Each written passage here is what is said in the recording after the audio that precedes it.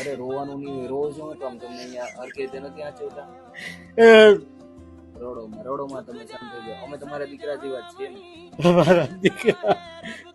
હા, દાદીમાં કેમ છે હવે? સારું લાગે છે કે તબિયત પાણીમાં સારું છે, એકદમ કમ્પ્લીટ નવા ધોવાનું બધું મળે છે, બધું જ મળે? મળે છે.